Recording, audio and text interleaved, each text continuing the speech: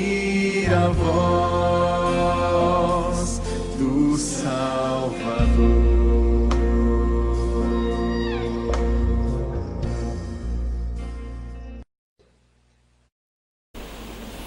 Esse livro de Tito, ele é interessante que ele trata de um geralzão na igreja, né? Ele vem tratando de qualificações de presbítero, fala de algumas divisões de faixa etária na igreja, fala da nossa preocupação de igreja com o governo, dos crentes com o governo, né? E fala da regeneração, das obras que Deus tem feito na nossa vida e como isso deve refletir no nosso dia a dia. Então eu queria ler com você,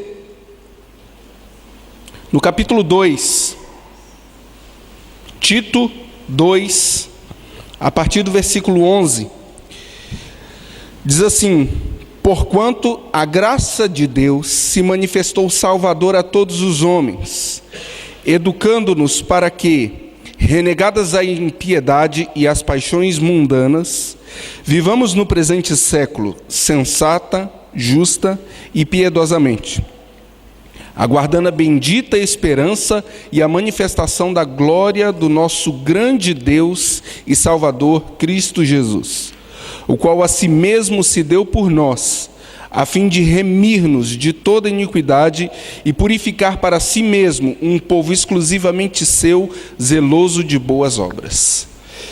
Esse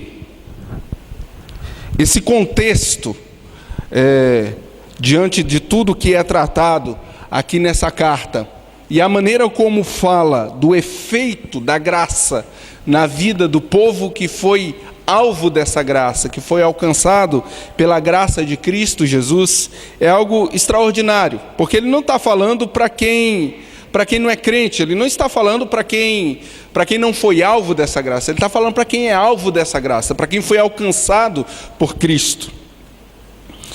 E eu não sei se você já percebeu como nasce uma heresia,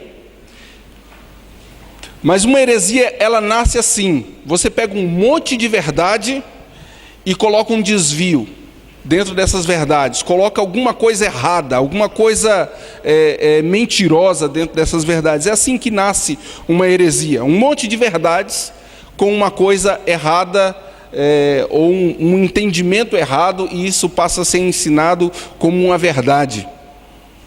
Heresia é aquilo que não está de acordo com a palavra de Deus na sua integridade. Tem alguma coisa errada. Às vezes a gente tem a tendência de pensar que heresia é um monte de coisa errada. E na verdade não é. É um monte de coisa certa com algum desvio, com alguma coisinha errada. Satanás, ele faz um monte de coisas assim.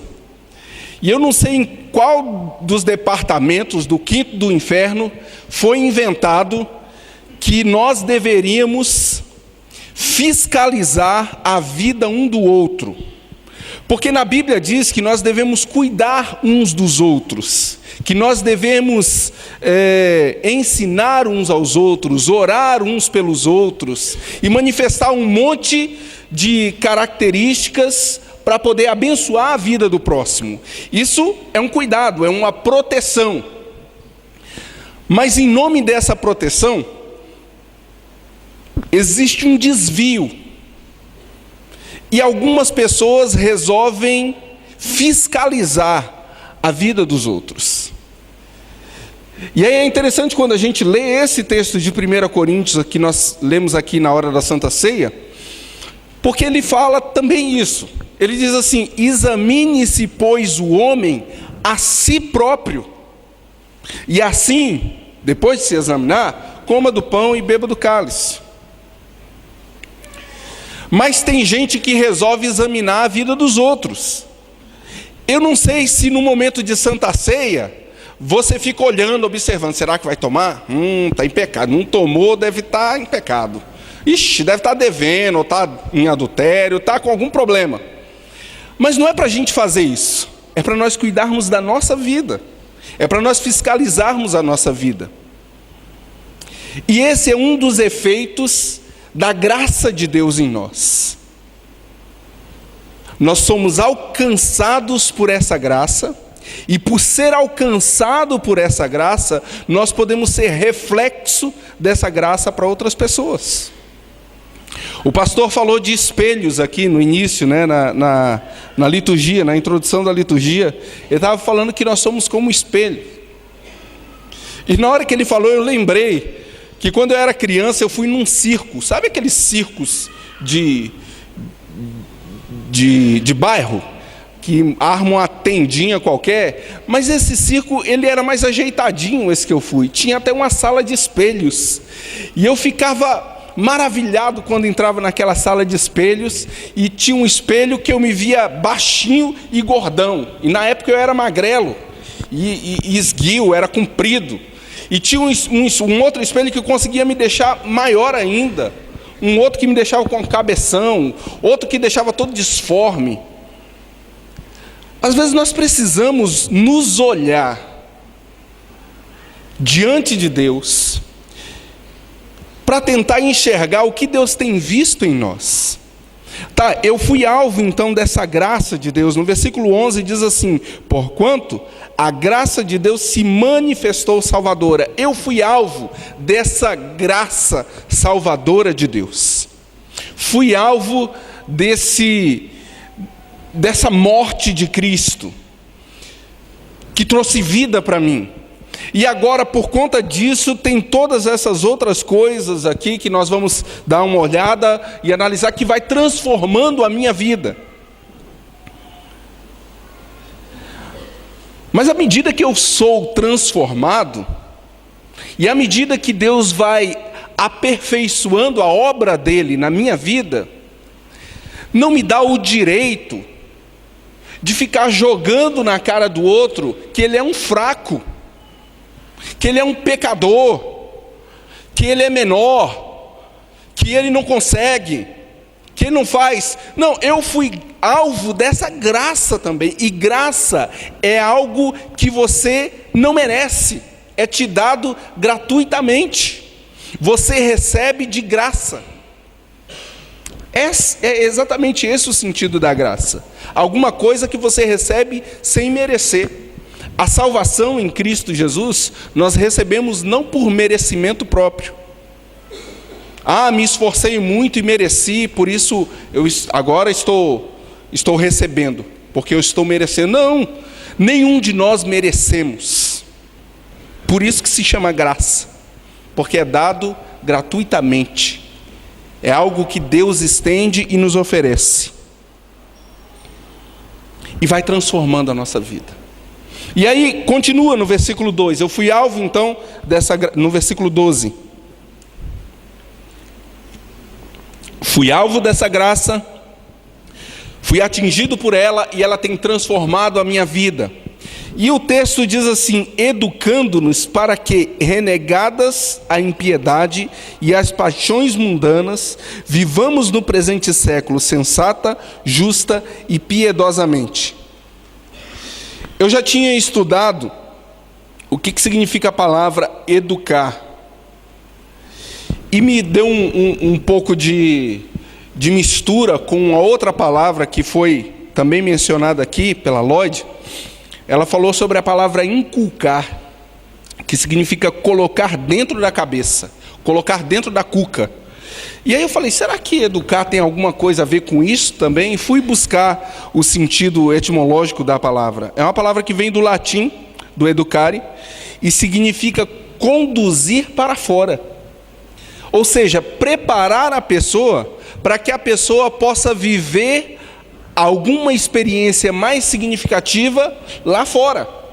Cada vez que você é educado em alguma coisa, você está sendo preparado para viver de maneira mais positiva lá fora. Seja no meio acadêmico, seja na vida espiritual, seja na vida familiar, nos relacionamentos, em que for.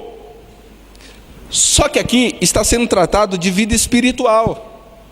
E ele diz, especialmente no finalzinho do versículo 12, que é para que nós vivamos de maneira sensata, justa e piedosamente.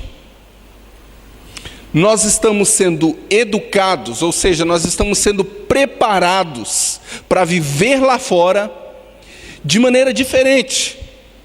E essa diferença passa por uma sensatez que o mundo não conhece. Passa por uma justiça que é diferente da justiça do homem, que é permeada também de piedade.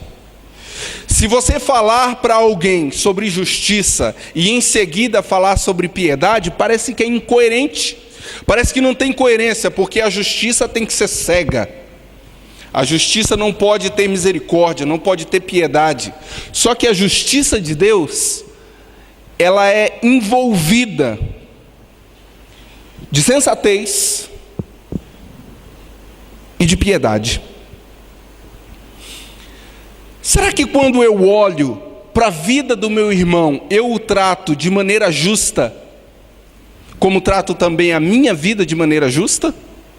Ou trato a minha vida de maneira justa para ter o direito de então jogar na cara do outro? Isso não é graça.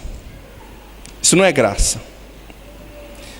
Tem muita criança que acha que Deus é aquele velho, carrancudo, barbudo, todo branco, que fica apontando para os nossos erros. Porque muitas vezes a igreja transmite isto, mas Deus é graça, Deus é amor, Deus é misericórdia, é justiça, mas é uma justiça permeada por uma sensatez que vem do céu, uma sensatez divina e uma piedade que nós precisamos aprender.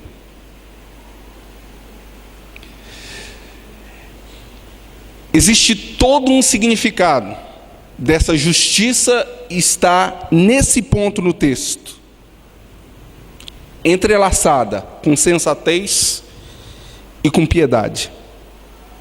É para que nós possamos aprender com Deus a ser justo, mas de uma maneira sensata.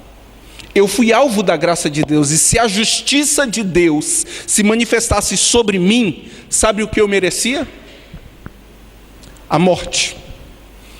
Porque todos pecaram, estão destituídos da glória de Deus, estão separados, estão sem direitos de estar na presença de Deus. Cristo morreu por nós, para que nós pudéssemos ter esse direito gratuitamente. Isso é graça.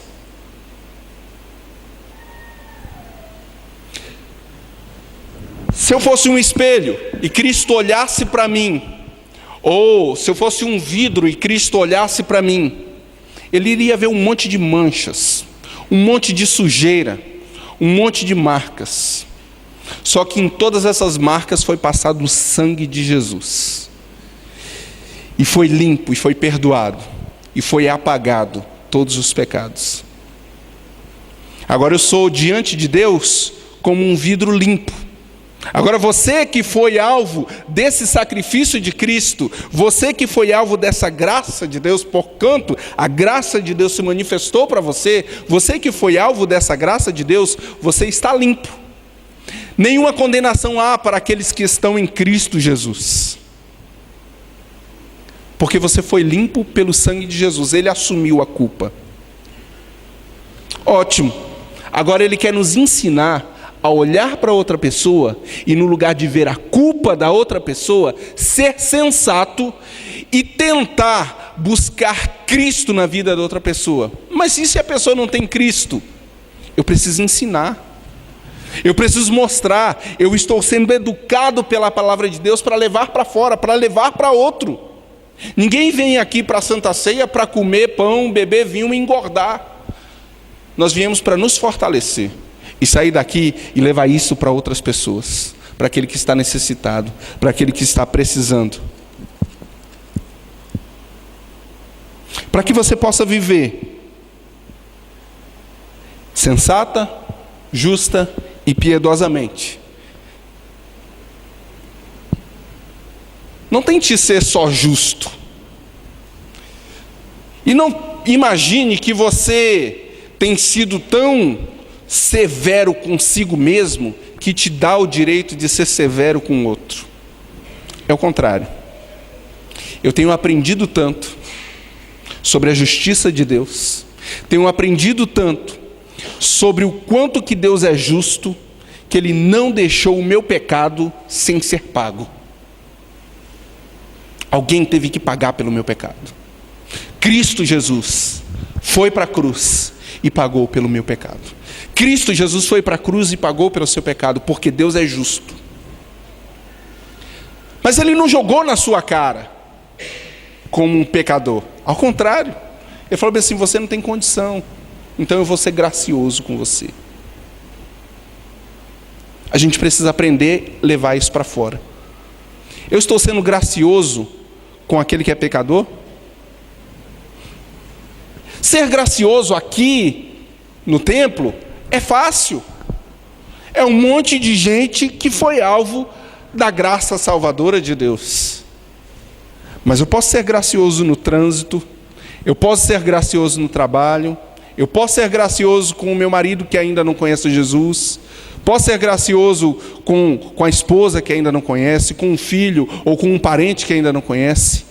Eu posso manifestar a graça de Deus de maneira justa, mas uma justiça que seja envolvida com sensatez e com piedade. E aí ele continua no versículo 3, e ele diz assim: além de vocês aprenderem, além de vocês serem educados para levar essa justiça cheia de sensatez e de piedade para fora, vocês precisam também renovar as esperanças no Senhor. Ele diz assim: aguardando a bendita esperança e a manifestação da glória do nosso grande Deus e Salvador Jesus Cristo. Lá em Hebreus tem um texto que diz assim: olhem firmemente para o autor e consumador da fé, Jesus, o qual em troca da alegria que lhe estava proposta suportou a cruz, não fazendo caso da ignomínia, e foi até a morte. Olhem para ele, para que vocês não desmaiem, porque se vocês ficarem olhando para os pecados, aqui tem todo um contexto. Se eu ficar olhando para o pecado do outro, eu vou apontá-lo e acusá-lo, condená-lo, ou eu vou pensar assim: bom, já que todo mundo está pecando, então eu também vou ter o direito de pecar. A tendência humana é essa, especialmente se nós não agirmos com essa justiça, com essas duas características que eu já citei, sensata e piedosa, especialmente se não agirmos com esse tipo de justiça. Mas aí ele continua e diz de uma esperança que vai além de olhar para o próximo. É uma esperança que nos aponta para o céu. Uma esperança na manifestação da glória de Deus. Porque eu posso também olhar para o outro e pensar que o outro é tão bom, é tão crente, que não erra. E eu crio tantas expectativas naquela pessoa, como crente, e crio tanta expectativa naquela vidraça, naquele espelho, e digo assim: esse aí é o meu referencial. E de certa forma nós precisamos ter referenciais, sim, mas precisamos ter muito cuidado de não depositar em pessoas aquilo que só Deus é capaz de fazer, porque senão nós também vamos querer ser assim. Eu quero ser um modelo de santidade, um padrão de vida de tal forma como é impossível para qualquer ser humano. Eu preciso desejar ser como Cristo, ser parecido com Cristo, vencer os desejos da carne, vencer os desejos e as paixões mundanas. Ele diz isso na primeira parte do versículo 11. Eu preciso ter esse desejo, mas eu preciso ser consciente. Eu preciso ter a consciência, a sensatez de que ser humano nenhum consegue ser 100% sem pecado aqui na terra. E se não consegue, só Cristo vai ser esse reflexo. E só Cristo pode então manifestar essa glória. A minha esperança tem que estar focada no céu, aguardando a bendita esperança e a manifestação da glória do nosso grande Deus e Salvador Jesus Cristo. Se você olhar para mim, e eu posso até falar, como foi dito na Bíblia, né? Olhem para mim, sigam o meu exemplo. Mas uma hora eu vou errar. E se você se sentir no direito de errar porque eu errei, aí fica complicado. Se eu me sentir no direito de errar porque você erra, aí vira uma bagunça. Por isso que a nossa esperança precisa estar focada no céu. Tá, eu tenho um monte de testemunhas a me cercar, eu tenho um monte de exemplo, e eu preciso tirar o que é bom de cada um desses exemplos. Mas o exemplo maior precisa ser Cristo, porque eu vivo para Cristo, eu sou cristão, eu fui alvo da graça de Cristo. Você foi alvo da graça de Cristo, e não alvo da graça do Cristiano, ou do Aloísio, ou do presbítero tal. Nós somos alvos da graça de Cristo. Então, por isso, precisamos manifestar essa graça de Cristo para outras pessoas, de maneira que Cristo nos fortaleça a cada dia, a cada momento. E aí continua no versículo 14, diz assim: a graça salvadora de Jesus Cristo, o qual a si mesmo se deu por nós, a fim de remir-nos de toda iniquidade e purificar para si mesmo um povo exclusivamente seu, zeloso de boas obras.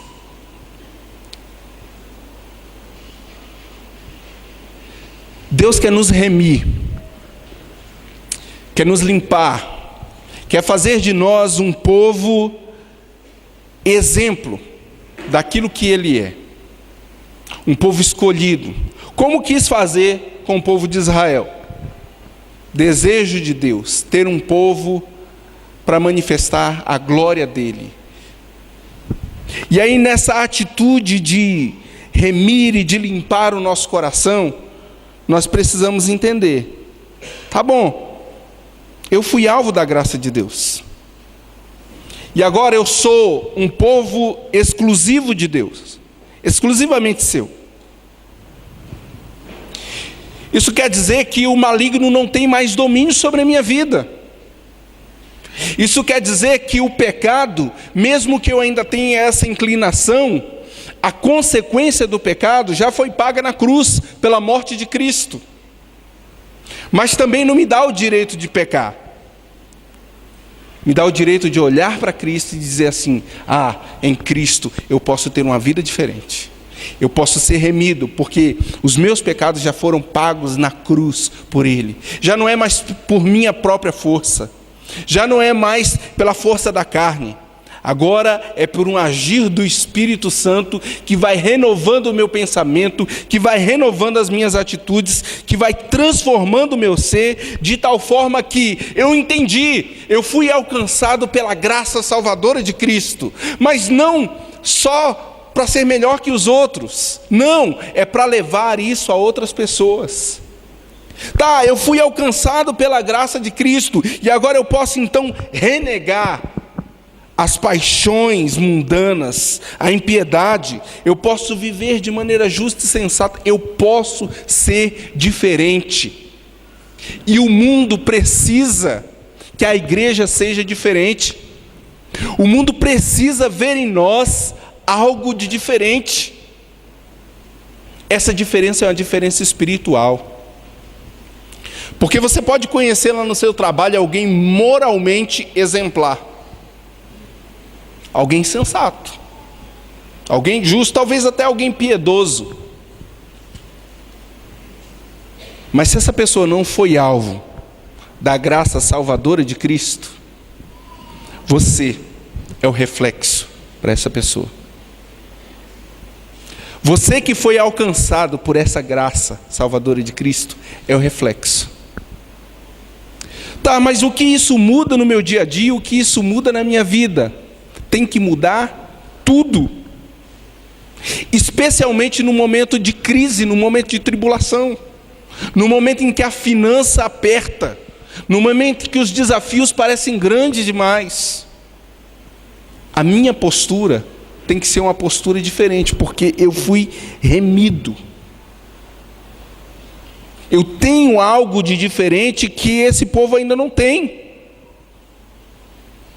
Aquela inimizade com Deus que o pecado faz, eu já não sou mais inimigo de Deus, porque Cristo pagou os meus pecados. Cristo me perdoou, e agora eu tenho livre acesso à presença de Deus, ao trono da graça. Mesmo que eu peque, mesmo que eu seja pecador, eu fui remido de toda iniquidade. Satanás já não pode ficar jogando na minha cara. E se ele não pode jogar na minha cara, eu sou um ser diferente. Eu já não preciso levar essa culpa. Opa, e se eu não levo essa culpa, a minha ação com as pessoas que estão ao meu redor precisa ser uma ação tão graciosa quanto essa ação de Deus em mim, que tem me transformado. E a pergunta para você essa noite é: como você tem manifestado a graça de Deus às pessoas que te cercam? Quando as pessoas olham para você, elas veem uma pessoa que tem renegado a impiedade e as paixões mundanas? Uma pessoa justa, equilibrada? Quando as pessoas olham para você, elas conseguem enxergar a manifestação da glória de Deus através da sua vida? As pessoas conseguem enxergar em você um espelho da graça divina?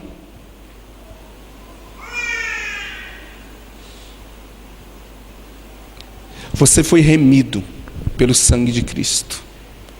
Você foi remido, e o sacrifício de Cristo que nós falamos aqui, através desse momento de Santa Ceia, é um sacrifício que precisa provocar diferença na minha vida. Lá em Romanos 12, os primeiros versículos dizem que nós precisamos transformar a nossa mente, transformar, experimentando a boa, perfeita e agradável vontade de Deus. Tá, eu sou o alvo dessa graça de Deus, mas se essa graça de Deus não me faz diferente da pessoa que não é alvo da graça de Deus, eu preciso me questionar: eu sou o alvo do entendimento da graça de Deus? Eu entendo que existe uma graça de Deus? Ou o Espírito de Deus confirma com o meu espírito que eu sou filho de Deus, atingido por essa graça? Você pode se perguntar diante do Senhor, com sinceridade no seu coração: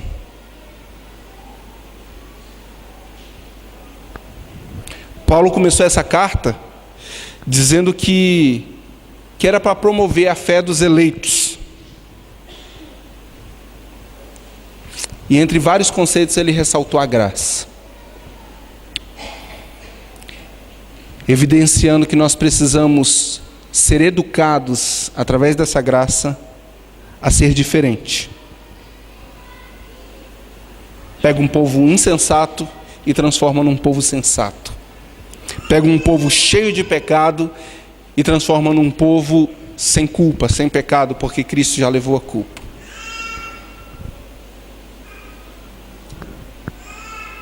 Eu não posso lançar culpa sobre aquele que não foi alvo dessa graça, porque ele já carrega a culpa dele. Eu não posso me achar no direito de apontar o pecado do outro, de apontar o erro do outro como um juiz. Eu tenho que clamar pela misericórdia de Deus sobre a minha vida e sobre a vida daquele que está ao meu lado. Você tem orado para que essa graça de Deus faça tudo isso na sua vida? Você tem orado para que a graça de Deus possa limpar o seu coração e transformar a sua mente de tal forma que você experimente todas essas mudanças? Que você seja transformado para poder, então, renegar a impiedade, as paixões mundanas, viver de maneira sensata, justa e piedosa, ter uma esperança apontada para o céu e manifestar, por onde quer que você for, que você é uma pessoa remida, purificada. Você tem clamado por isso, você tem desejado isso, você tem buscado isso. Eu penso que num dia de Santa Ceia, quando a gente para refletir sobre o sacrifício que Cristo passou por nós, é mais fácil pensar nisso. É mais fácil, porque tem toda uma representação aqui de que Cristo sofreu por nós. Mas nós precisamos lembrar disso todo dia. E mais do que lembrar disso todo dia, nós precisamos viver isto todo dia. Viver a diferença que Cristo tem produzido em mim. Sou salvo. E vou para o céu. Você é salvo e vai para o céu, amém? Amém. Só que enquanto você não vai para o céu, você precisa trazer essas características celestiais para estarem junto com você no que você for fazer. E essa é a questão. Fui alvo da graça de Deus. A graça de Deus me alcançou. Agora, eu preciso ser reflexo dessa graça para o mundo. O mundo precisa que a igreja manifeste essa graça de Deus. Primeiro vivendo, testemunhando, mostrando, levando para fora de uma maneira que a sua vida seja um testemunho para as pessoas que ainda não conhecem a Cristo. Queria que você baixasse sua cabeça e se colocasse diante de Deus, perguntando isso: Senhor,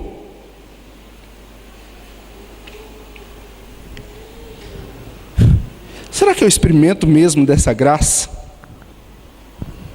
Será que eu sou mesmo já alcançado por essa graça? Essa graça já se manifestou para mim? Se você já tem essa consciência de que essa graça se manifestou para você, a pergunta é outra: será que esta graça tem se manifestado através de mim?